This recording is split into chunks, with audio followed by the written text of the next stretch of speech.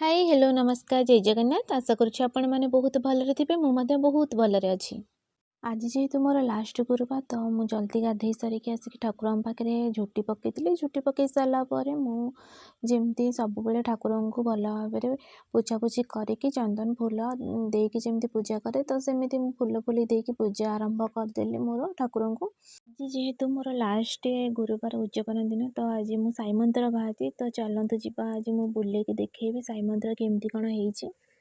तो एत समय पर फाइनाली आम मंदिर में पहुँची गलु। मंदिर रे देखु केते सुंदर है मंदिर।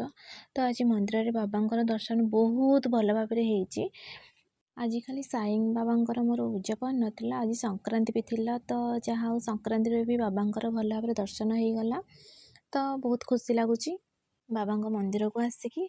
तो देखिए केते सुंदर जगह है आपण मैंने निश्चय आसिकी थे बुलिकी जातु और कहतु मंदिर केमती कौन हो। वीडियो जब भल लगी लाइक शेयर कमेंट सब्सक्राइब करा जमार भूलें। Thank you so much.